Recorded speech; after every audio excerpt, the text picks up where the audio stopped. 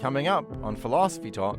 National liberation, national renaissance, the restoration of nationhood to the people, Commonwealth. Frantz Fanon and the violence of colonialism. Whatever may be the headings used or the new formulas introduced, decolonization is always a violent phenomenon. Should there be limits to violence in the service of liberation? Is violence the only language colonial oppressors understand? Shut up! Oh, come and see the violence inherent in the system! Help! Help! I'm being repressed!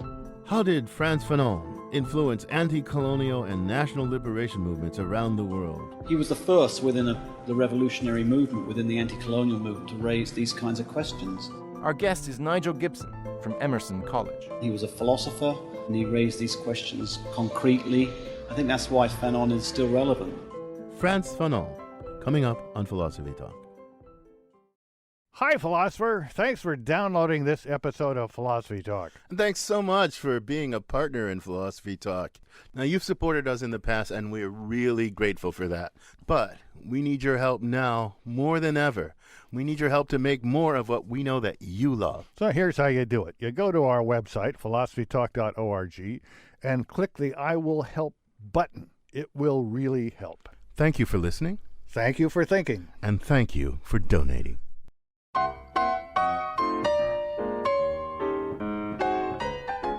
Must colonized people resort to violence to achieve liberation? Won't violence just beget more violence? Isn't armed struggle sometimes the only available option? Welcome to Philosophy Talk, the program that questions everything. Except your intelligence. I'm Ken Taylor. And I'm Josh Landy. We're here at the studios of KLW San Francisco, continuing conversations that begin at Philosopher's Corner on the Stanford campus, where I teach philosophy and Josh directs the Philosophy and Literature Initiative. Today it's Frantz Fanon, Violence, and the Struggle Against Colonialism. Now, Fanon is not what you'd call a touchy-feely philosopher, Josh.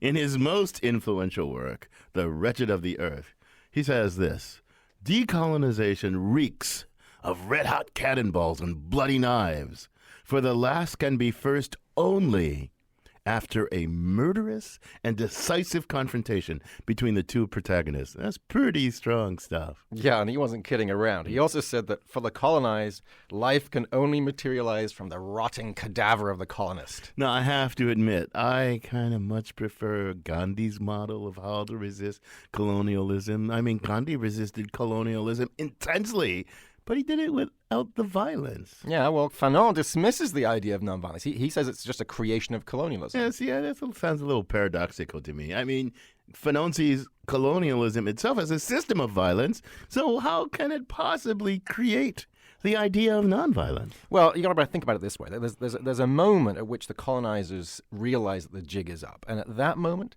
they co-opt the local elite. So the intellectuals, the priests, the preachers, the movers and shakers, and the political class. Those folks become so deeply colonized that they start collaborating with the colonizers to keep a lid on things. Oh, come on. Why would they do a thing like that? Well, because of conditioning, right? So those folks are conditioned by the colonizers to see revolution as a threat to values like dignity, equality, individualism, reasonableness. Well, wait a minute. Those are really important values, and they're really well worth preserving. You don't be conditioned into. I mean, those are important values. Spoken like another colonized intellectual, Ken. So Fanon would tell you, reject the values of your white European colonizers. Create new values for yourself. Gosh, Josh, gee, thanks, dude. I love you too, man. Well, I'm just channeling Fanon. Oh, okay, channel on. Help me see more of this. Okay, so here's the idea. The colonizers get so deep into the consciousness of the colonized elite in particular, that those elites come to endorse the alien values as if they were their own. Now, this is alien? Equality and alien value? That's a universal value. That's exactly what the colonizers want you to believe. Well, it's true. It's a lie. And once you swallow that lie, it's easy to believe that nonviolent reform is the way forward. I still don't get it. Why reject values like individualism or reasonableness or equality as alien lies? I don't get why. Why is that? Well, so for one thing, those who preach those values are hypocritical. I mean, that they're claiming them for themselves, but completely denying them to the colonizers. Okay, I get that. So just be more consistent. Well, all right, but there's another thing, and it's even deeper problem, and that is that the colonizers are going to use those values as weapons to atomize the colonized, to divide the colonized. Look, I'm sorry. I prefer reform to revolution. Of course you do. Colonized elites always do. You get a seat at the table of reasonableness and become an oh-so-reasonable instrument of the colonizers. Look, Josh, Fanon or you or anybody else can call me a colonized black guy all he wants. But you know what? You still haven't told me what's so bad about reform. Right, okay. I mean, the problem is that it changes nothing at a deep structural, fundamental level, at least not for the masses. And that's why, on Fanon's view, it's always the masses who are the leading edge of revolution, not the co-opted elites. So you're telling me he really thinks that nonviolent reform, the kind of stuff we associate with Gandhi or Martin Luther King, is for sellouts who are blind to their own colonization and complicit in not just their own oppression, but in the oppression of the masses they're supposed to serve? He really thinks that? Yeah, that's what he says. Well, but doesn't he see, come on, that nonviolent reform, if it could be carried out, it actually promises the best of both worlds. It promises reconciliation between the colonized and the colonized on the basis, if they're sincere and work it out on potentially shared values, and it promises all that without bloodshed. That's much better. No. So look, these two worlds, the world of the colonized and the world of the colonized, they're completely incompatible. The only path to liberation for the colonized is to smash the colonial world. Okay, but what's the argument for that? Argument? Colonists may offer high-minded arguments and pretty speeches, but Fanon says this: when the colonized hear a speech on Western culture, they draw their machete. Gosh, what a downer dude, and what a bleak picture. Well, colonizers may not like it, but colonized people the world over have found it deeply inspiring. Well, I know that's true. I know you're right about that. And to give us a wider sample of the reception of this very challenging, provocative thinker, we sent our roving philosophical reporter, Liza Veal, to talk to scholars from across the academic disciplines to find out how they interpret Fanon and his legacy. She files this report. I don't feel he's misunderstood. I know he's misunderstood. And deliberately so in many cases. A lot of liberals, when they read Fanon, think, oh, he's so constantly angry.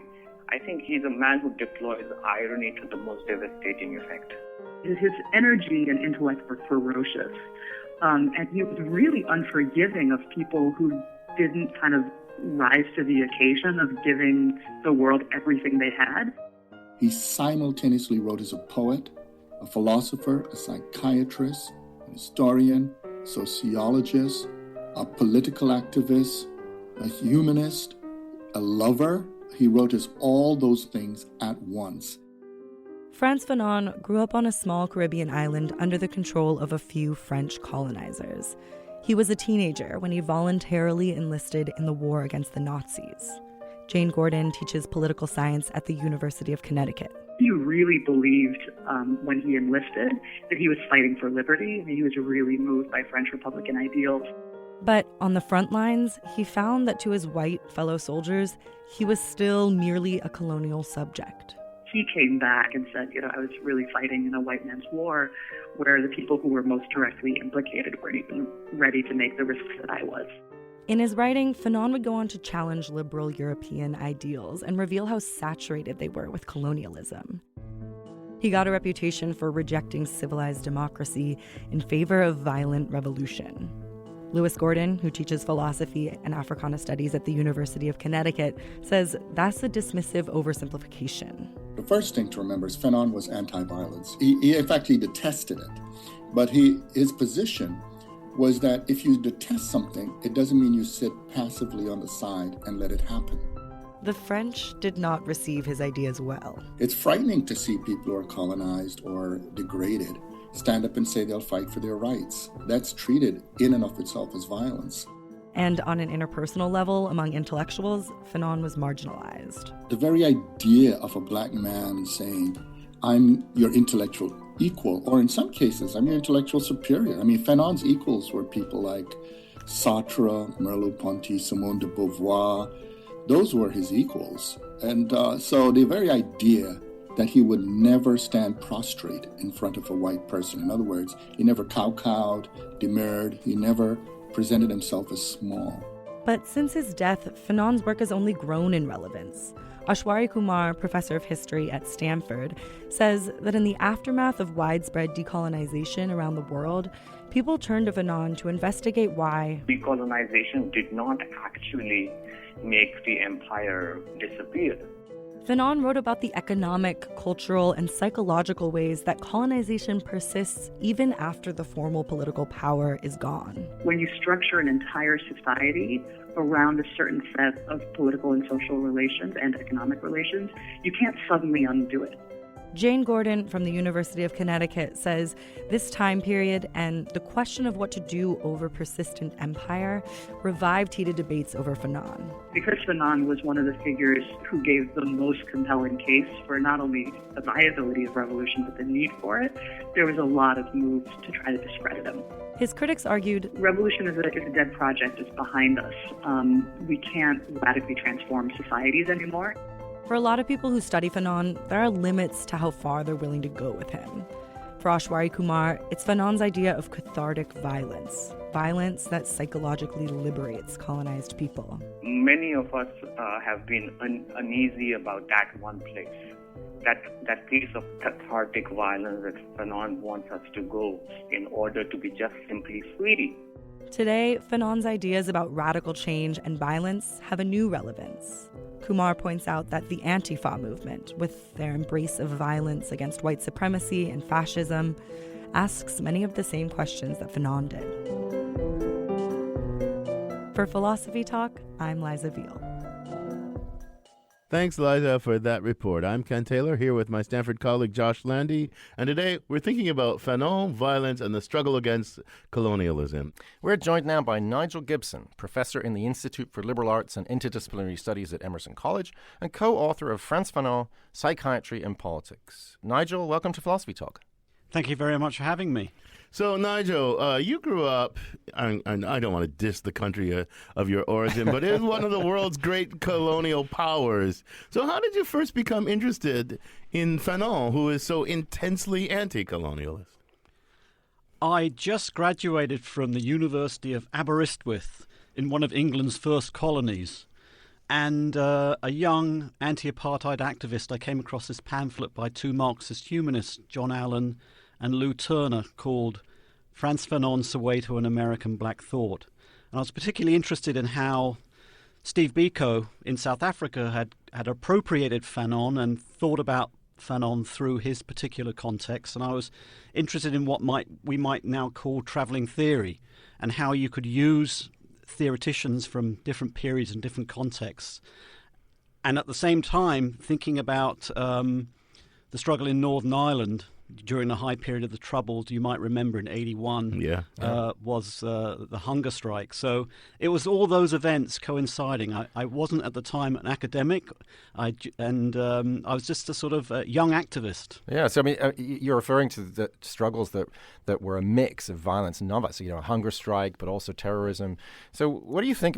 We started out, Ken and I, with a conversation a moment ago about, that line about cannonballs and bloody knives. So what's Fanon's actual position on violence? I mean, is he trying to justify it, or is he just describing what happens, whether justified or not?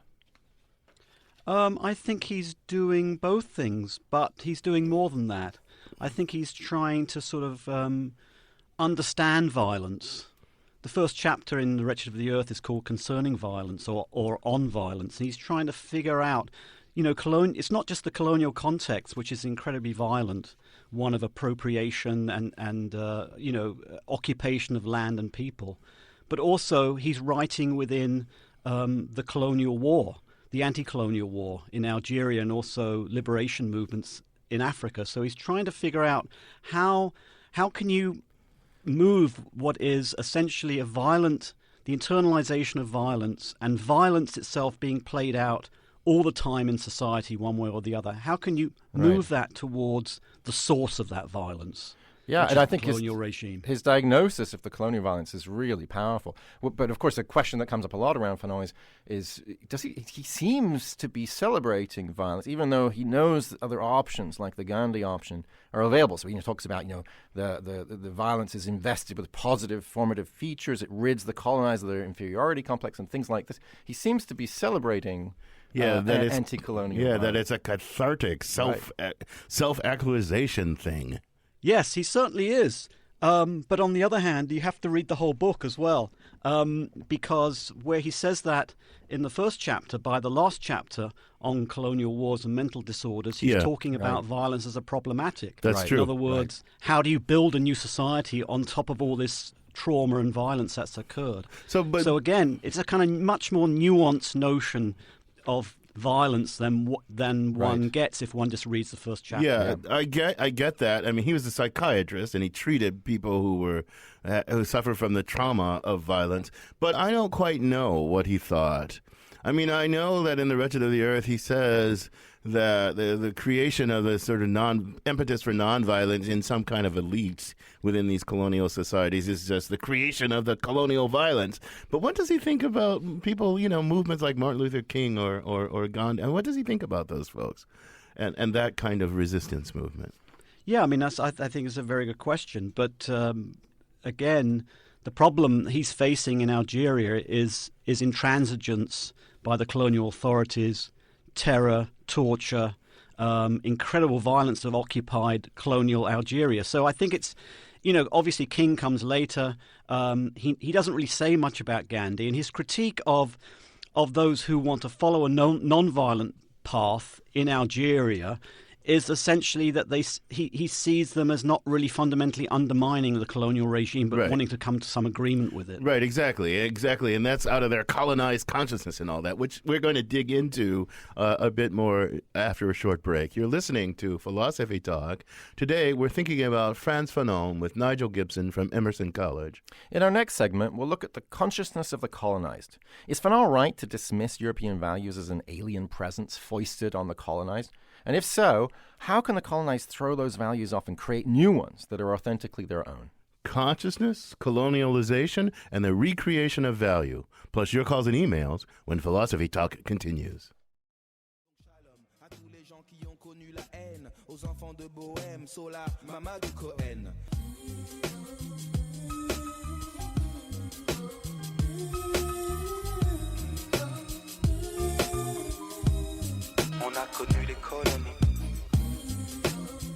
That was MC Salah, a singer born in Senegal, comparing the colonial oppression of Africans to modern-day exploitation of the developing world. I'm Josh Landy. This is Philosophy Talk, the program that questions everything except your intelligence. I'm Ken Taylor, and we're asking about the postcolonial philosopher Frantz Fanon. Our guest is Nigel Gibson from Emerson College. So, Nigel, let's start this segment by digging deeper into something that Ken and I were talking about earlier, the notion of colonized consciousness. Fanon seems to think about colonialism not just as a physical occupation of somebody else's land, but also as a psychological occupation of somebody else's mind. So what does that claim come to? How's that even possible? I mean, I think it's possible because, for a number of reasons. One, there's some consent among some colonized people to be colonized in the sense of that is the way of the world, and that one has to become, to make it in the world is to take on the values of colonization. That's really the thesis of Black Skin, White Mask. Right. So that's the white mask that he's referring to. Right. So the colonized elite. Are you telling me that's not something he thinks of as something done to them, but as something they, in some sense, participate in and cooperate in due to themselves? Is that his view? There's a structure to it. It's a society in which they live and grow up in. It's the reality of life, and there's also a consensual element to it, which is why he sees, Black Skin, White Mask as part of the work of deconstructing that. So tell me more about that, because that makes it sound like, it makes it sound different from slavery. I think I always tell students, I teach this course on self-recognition. I always tell students the worst kind of oppression is the oppression that blinds you from yourself, and it's really hard to make somebody blind to their own possibilities, right? The slavery may do that, but even the slaves have this kind of resistance. I mean, even in Du Bois's kind of talk of double consciousness, there's always the interiority that won't be fully colonized, that resists against how the other sees. I mean, is there nothing like that? I mean, or is Fanon just saying black skin, white man? Is it just saying no? They don't even have double consciousness. There's no interiority struggling against the colonizer, or what does he think about those kind of issues? I think there's more than double consciousness. If you look at Fanon's biography, it gives you a sense of where he's coming from. I mean, he, as a young man, at 17, he wanted to join the Free French and fight against Nazism. Yeah. So he very much saw himself as French and imbibing its culture and values against Nazism. His experience of the Second World War, he realized that French civilization wasn't what it was cracked up to be, and that Black Skin, White Mask is really about the confrontation of a black man arriving in Paris and not being seen as French, but being seen as black. So that creates like this kind of internal conflict. That in a certain sense moves away from a passive acceptance of colonialism to a reaction. The question then becomes, well, how do you react to it? You can react to it in many different ways, as he tries to explain in Black Skin, White Masks. But many of them have failed. Somehow you have to destroy the internalization of the white master. Right, and that makes excellent sense. It also seems like it's very much in keeping with the Du Boisian notion of double consciousness. The part where it gets interesting and potentially controversial, it seems to me, is what Ken and I were discussing earlier about how much of the ideology, the belief system, do you have to overthrow? So these, universal values or quote unquote universal values like equality. Does Fanon really think that the colonized have to overthrow that in order to be free of the psychological colonial yoke? I think Fanon is interestingly not a binary thinker in the sense that he's very much influenced by Marx, Hegel, Lacan, Freud, Sartre, white men. Are there any Nietzschean? Are there Nietzschean influences too? Minimally, I would argue. But the thing is, in other words, he's not saying. I mean, he says at the end of Wretched of the Earth that all these tremendous values that are associated with European civilization, that Europe's failed. And it's really our job, talking to his comrades in the then Third World, to develop a new humanism. So he's not giving up universals. He's not giving up notions of freedom and equality. He's just basically arguing straightforwardly that Europe's failed on its mission. So let me ask you about that. So Josh said to me when I pressed him on this point, he said there's 2 points, right? There is the hypocrisy of the European colonizers, right? They have all these values that they parade under, but they don't, right? But then he also said something about, which seems to me right, as Fanon reads it, that Europe has weaponized these values and uses them to atomize and divide. And he talks a lot about the divisions within colonized populations that are the result of like the weaponizing of these values, right? Individualism is a good case, right? But I could use a perfectly good thing as a weapon too in the right circumstances. Is it the weaponization of these values that's a problem, or is it that the values themselves are intrinsically problematic? I mean, I ask you that just as a curious. I don't have a view myself, so I just want you to enlighten me. I think in a certain way the values are empty. It's not simply hypocrisy. It's also that, they've raised these questions, but Europe has failed in the sense that individualism is the most narrow kind of notion of individualism. Fraternity is the most kind of narrow notion of fraternity. I mean, freedom is based on the expropriation of, the colonized lands and so forth. So in other words, it's a very narrow and particular idea, rather than what he would see as one opening up to really express human freedom. I see. I got you. You're listening to Philosophy Talk. We're talking about Frantz Fanon, and we've got a caller, Alicia from Berkeley, on the line. Welcome to Philosophy Talk, Alicia. Thank you. I just want to remind us that we actually became a democracy by taking up arms against the English, our colonists, and we didn't seem to have any problem with that. And what I think is really interesting is that the instances when the colonized becomes the colonizer. Like, for instance, we didn't have any trouble trying to colonize the Indians, and when we couldn't do it, we killed them. And Israel right now is having no problem colonizing Palestine, if you can call it that.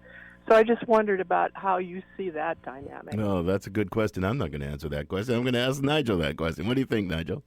Well, the only time he mentions the U.S. in The Wretched of the Earth, he calls it a monster. I think it's a very good point.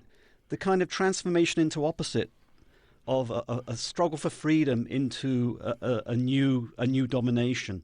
And he's particularly concerned about this in The Wretched of the Earth when he talks about the future of the post-colonial nations reinscribing the racism and the notions of hierarchy and dominance that that have been part of the colonial regime. Right. So he sees it as a real problem. Yeah, and also the violence. When he talks in The Wretched of the Earth about the dangerous potential for violence to continue after decolonization. So that's I think I totally agree with you. He's very sophisticated and complex on this question of violence. He seems to see a positive side to it sometimes. I agree with you. He thinks that taking up arms can also cause PTSD, not just to the victim of violence, but also to the perpetrator of violence. Yeah. And he thinks, gosh, if you get in this sort of train of violence, how do you get off? So how do you see all those things? I mean, what do you think Fanon sees as the solution? I mean, how do you take up violence in the right kind of way such that you don't get PTSD or there's minimal PTSD and that it doesn't just continue in this endless cycle of violence? And I want to add to that. Then I don't want to pile on to you, but I want to give you a second thing to think about that I think is deeply related to Josh. I mean, just think about the creation and recreation of value. If you're going to throw off all these sham values, right, and violently in this catharsis act of self-declaration, still, once you do that, you're faced with the question: who am I? And what do I value, and what's the recipe for that? I mean, so it's a whole complicated stew. I see the negative part, but I don't see the positive, constructive part. I think you have to see the violence as political, revolutionary political violence. Mm-hmm. So it has to be framed, channeled, organized.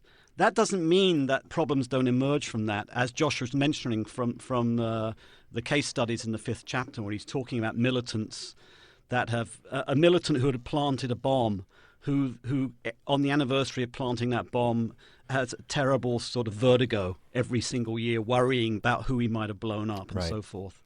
So the political violence doesn't end the issue, and he talks about having to bandage the wounds for many years to come. Yeah. He understands, but on the other hand, facing it fully, having to see a kind of everyone involved in the development of the new society. So it's not political party or an elite or a small group. It has to be very much opened up to the participation of everyone. And that's what he also argues in the chapter on the pitfalls of national consciousness. So I think in those kinds of new relationships that are developing with the whole nation involved in the most kind of democratic way, that in a certain sense is the practice of a new value. Yeah. It's highly democratic, highly egalitarian, not worrying about, and of course, all this might be considered and dismissed as idealistic, but he sees it as very, very practical. That, in fact, is the only practical solution. So, see, we're back to he's a double kind of guy. He's a complicated kind of guy, because you mentioned equality and democracy. Those are the things that Europe parades under, but they merely parade under. But then if you don't just parade under them, but try to make them real, that's an urgent thing of national life and really hard to pull off. And he sounds like you saying he recognizes how hard that is to pull off well. So he's a nuanced, sophisticated guy. But we got some more callers on the line. Ariana from San Francisco. Thank you for taking my call. I have a comment about the cause of violence, revolution, and terrorism, and also 2 remedies that I'd like you to hear out. The first thing is that when we engage in war and colonialism, which America does, we're demonstrating a form of pathological narcissism in which we express feelings of entitlement for other countries' things. And some of these countries are the poorest in the world. We consign the people to the most desperate, anguished lives. And then they respond with terrorist acts or violence, and we wonder why that is. And then we overproduce goods and we undersell them and we cannibalize the planet. Now, there are a couple ways of thinking about remedies. One would be to understand that everyone is our brother and sister, and that sharing could end war and terrorism. For example, there could be a World Food Bank in which surplus goods could be located in one place and could address the starving people of the world. And then the second thing is that war needs to be understood as a criminal act.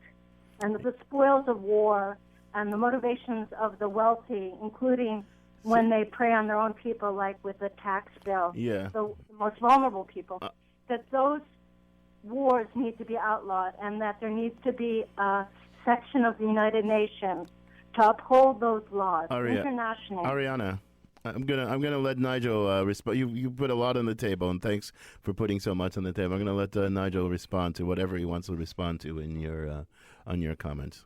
Thanks for that, Ariana. I tend to agree with what you've said. I just want to emphasize that for Fanon, there's real material. We've been talking about psychology and consciousness, but there's also real material interests at stake, and we can't kind of let go of that. But I want to ask you something, though, because we read those passages from Fanon. I know there's lots of context. There's these two worlds, the colonial, the world of the colonists and the world of the colonized, just collide and are incompatible. That's not a recipe for a touchy-feely cosmopolitanism. That's a recipe for there's going to be a winner and a loser. You said Europe has failed. Can Europe, in some arrangement, coexist with the world that it colonized? I mean, you can say get them out of there, but then unless they're kind of roundly defeated, like the way the Nazis were roundly defeated and pushed back completely, right? I mean, is it like a clash of things that cannot be reconciled in some cosmopolitan order, or what? It can't come together as it is. So Europe needs to have a revolution as well. I mean, I think that's what Fanon is really saying. He's saying, the clash is between when he talks about the Manichaeanism of the colonial situation, he talks about the rich colonial town and the poor colonized town where there's no shoes, there's no light, people are kind of hemmed in and so forth against the sort of riches of the colonial town. It's a zero-sum game. One has to be removed. Well, and so that's the end of colonialism.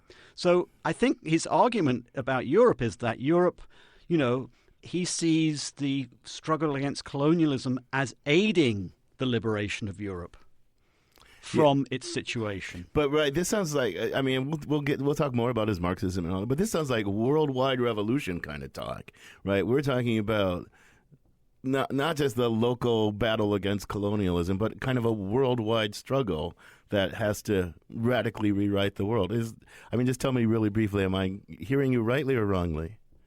Well, I think the anti-colonial struggle is global. Yeah. Okay, you're listening to Philosophy Talk. We're asking about the life and thought of Frantz Fanon with Nigel Gibson from Emerson College. In our final segment, we'll talk about liberation, identity, and class. How does Fanon's commitment to Marxism, with its emphasis on class, relate to his commitment to black liberation, with its emphasis on race? Race, class, and identity politics, when Philosophy Talk continues.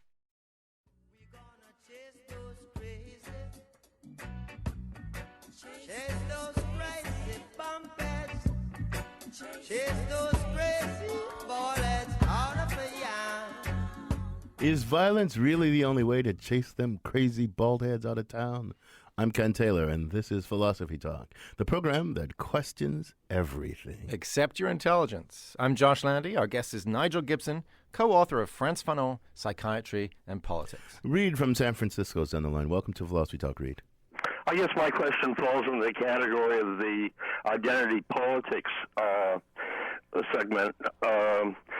About 40 years ago, I lived on the edge of the Castro, and at the same time I was reading Fanon, and it seemed to me, a lot of what Fanon wrote seemed to me applied to the Castro. It was like a colonized population living there. And since then, a lot has happened, specifically gay marriage, the argument for which was based on equality. And so what we have now is a kind of assimilated male population. Would Fanon, I realize Fanon didn't talk about sexual minorities, but what would your guest say that Fanon would say about this phenomenon as it affects sexual minorities? Good question. You got a thought there? You got a hypothesis, Nigel? It's like they become the bourgeoisie, right? Yeah. Yeah, so I think you could actually read his critique of the national bourgeoisie from The Wretched of the Earth. I mean, applying Fanon, in other words, to that situation and perhaps get some insight into that. Right. But that suggests, just playing with Reed's thought a little bit, that suggests that maybe this becoming the colonized bourgeoisie is not a bad thing. I don't think gays regret going from an aggrieved minority to a bourgeoisie there might be some radical gays that says, screw marriage, right? That's the bourgeoisie institution. Yes. I mean, the question when you talk about gays, who are you talking about? Is this the majority of people, or is it a small number of middle class successful gay people? It really sort of it narrows the question of gay liberation to one particular thing. I think that would be one of the issues to open up. That's like those colonized elites, right? They become like the bourgeoisie, and they leave behind the masses, and they think they've got it made, but they're just an instrument. But I want to ask you another kind of question. So I think of Fanon as some kind of committed Marxist.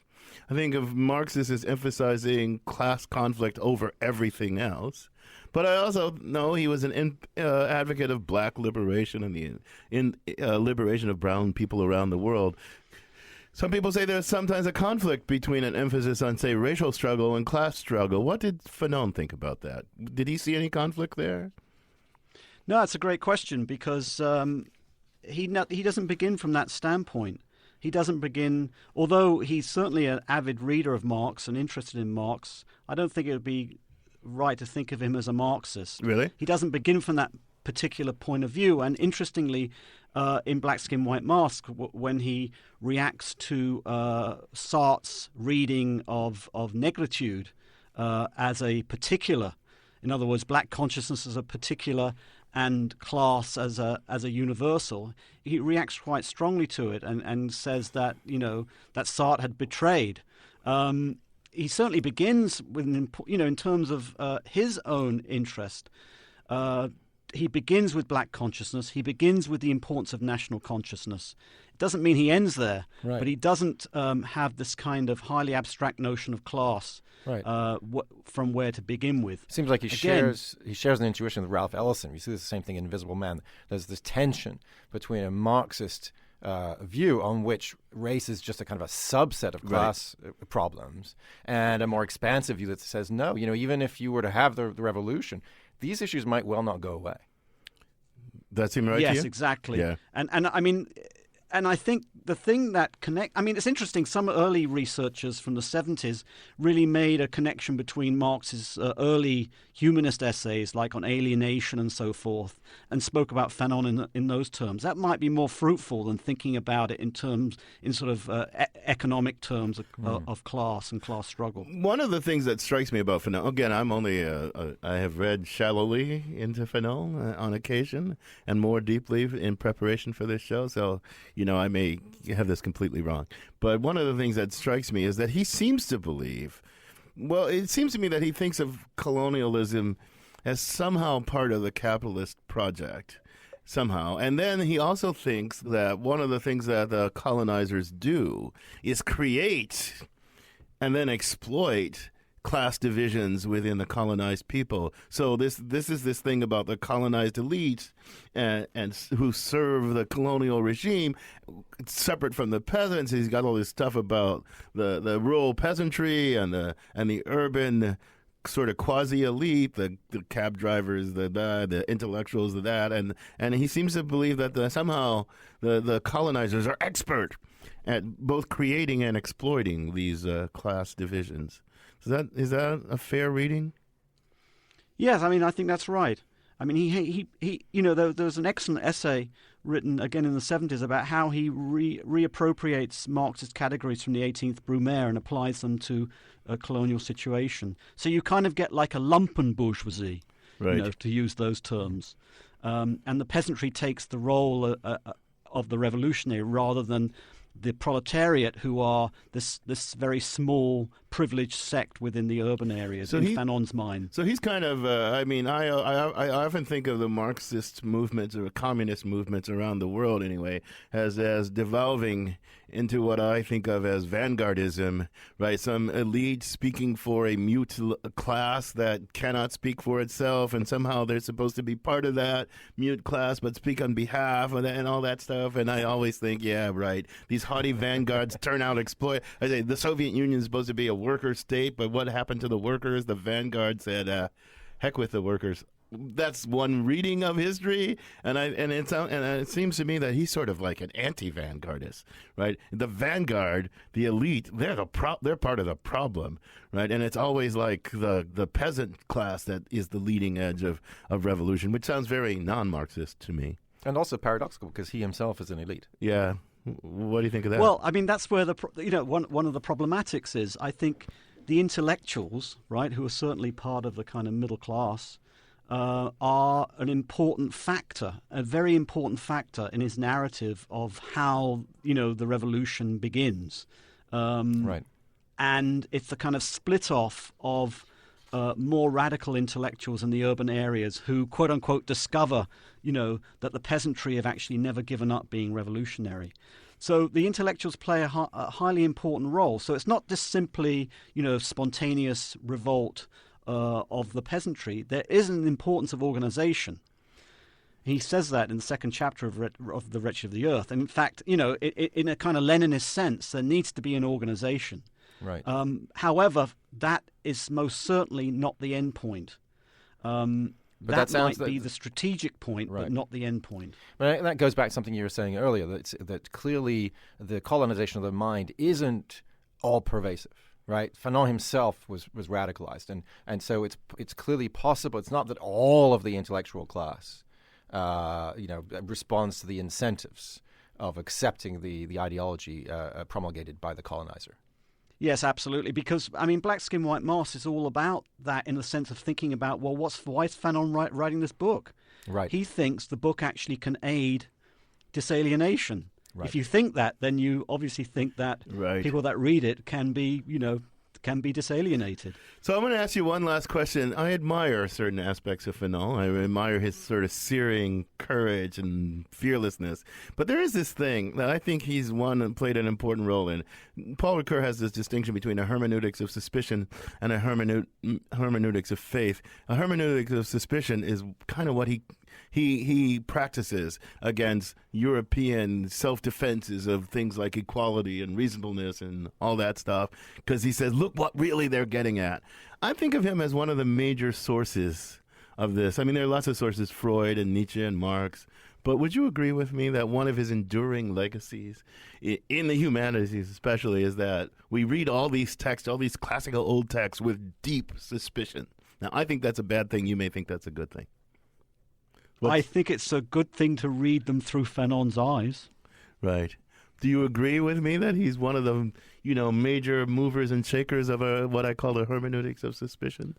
Well, I suppose, obviously he's been dead over 50 years, but the whole notion of decolonizing thought, decolonizing, the whole work of decolonization, yes, that's a work of suspicion in a certain sense. Yeah. Well, Nigel, this has been a fascinating conversation.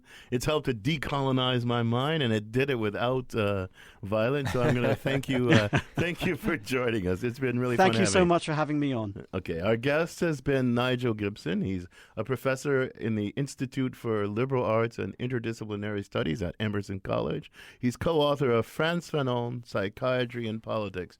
So, Josh, what are you thinking with your either colonizing or decolonized or colonized mind? Well, I hope my mind is at least somewhat decolonized. Look, I've always been fascinated by Fanon. I'm more convinced than ever that he's offering a really powerful diagnosis of the psychological damage done by colonialism, and that's something that just didn't exist before Fanon. I guess it still leaves me with an open question: how much of the Western frame of thinking do formerly colonized people need to overthrow? Appia has this lovely line, it's not universalism that people are really opposed to. It's the fake kind. It's Western hegemony posing as universalism. Right. So for me, that's an open question. Maybe some of these values have to go, but maybe not all of them. Well, I think that's a really interesting question. I mean, and I don't know that we got an answer from Nigel. I don't know if there's an answer in Fanon. I mean, if you throw off the colonizers through this violent act of catharsis and self-claiming, you're still faced with who am I? What am I to be? What am I to do? How are we to organize ourselves? All you've gotten so far is not that. But that's not a basis for a life in the world. And you don't want to reject equality just because right. Well, because some people weaponize right. equality. Some people, right. yeah. So I think these are really hard things, and I don't know what the forward motion is, but you know what? I know one thing. This conversation goes forward. It goes forward at our Philosophers Corner, at our online community of thinkers, where our motto is cogito ergo blogo. I think, therefore I blog. And you can become a partner in that community by visiting our website, clicking on a few buttons. That's at philosophytalk.org. And if you have a question that wasn't addressed in today's show, we'd love to hear from you. Send it to us at comments@philosophytalk.org, and we might feature it on the blog. Now here is someone whose mind is so colonized he can't stop talking. It's Ian Scholes, the 60-second philosopher. Ian Scholes. When I was in college in the 70s, Frantz Fanon was on every lefty's reading list because he was kind of a dreamy guy.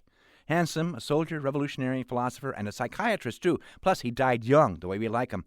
Dead at 36. He was literally dying of leukemia when he wrote his last book, The Wretched of the Earth, and Jean-Paul Sartre wrote an introduction to it, which helped with sales. I bet many people stopped reading the book after his introduction. It kind of misrepresented the book itself, near as I can tell. Sartre seemed to think that Fanon was giving permission to use violence and not feel bad about it. Sartre also seemed to think that Fanon wrote the book not for the Western reader, but for the revolutionary oppressed in Algeria or wherever, as a kind of how-to manual for venting rage. This meant that if a first world person read it, he could pretend he was oppressed too, which meant permission for privileged young lefties to do whatever they felt like doing. This may or may not have led to a couple idiots from the Weather Underground blowing themselves up with bombs, also the kidnapping of Patty Hearst, maybe, which in turn led 400 police officers showing up at a house in Los Angeles to shoot it out with a 6-person Symbionese Liberation Army. Close to 10,000 rounds of ammo were fired in that shootout. American exceptionalism at its finest. House burned to the ground, SLA dead, no cops hurt. Oh, and there was the Branch Davidians, I guess. Many dozens dead there in Waco. Lesson? Probably not a good idea to fire automatic weapons at police officers. It will not end well. Actually, that's the conclusion Fanon came to. He also noted that oppressor violence against the oppressed is what leads to violence by the oppressed against the oppressors. The trouble there, as we ourselves have seen, this leads the oppressor, that is the media, to conclude that the oppressed and oppressor are no different. Therefore, there is no oppression. Also, the oppressor generally blames the oppressed for violence. Before the Civil War, rebellions by Nat Turner or John Brown were considered random acts of terror or acts by unstable people. Black people were supposed to wait for the Civil War so white people could free them officially. White people won't like it, but they'll do it, and half-hearted cruelty will be the legacy still in the 21st century. It's ridiculous. The man is still coming down on the people, as Black Lives Matter has pointed out. This makes some white people so mad. All lives matter, they mutter between clenched teeth. Kind of misses the point, really. Stop shooting unarmed black men in the back at random traffic stops. Is that such an unreasonable demand? More recently, President Trump showed his gift for rising above an issue when he claimed that there was violence on both sides in Charlottesville, Virginia. Therefore, again, anti-fascism and fascism are the same thing, or at least equivalent. Fanon believed that violence begets violence, the violence of the colonizer absorbed by the colonized. That's right, cultural appropriation, which can lead to a new sense of self among the oppressed, a rising up, a burning, a cleansing, a fire, a catharsis, a new world order once all the oppressors are gone or dead. Failing that, violence on both sides also leads to PTSD, victims, bile, bitterness, regret, endless rage. So many things to look forward to, leaving us with the unanswered burning question, when is it okay to punch Nazis?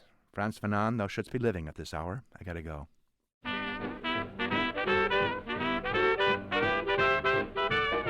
Philosophy Talk is a presentation of KALW, Local Public Radio San Francisco, and the trustees of Leland Stanford Junior University. Copyright 2018. Our executive producers are David Demarest and Matt Martin. The senior producer is Devin Strolovich. Laura McGuire is our director of research. Cindy Prince-Baum is our director of marketing.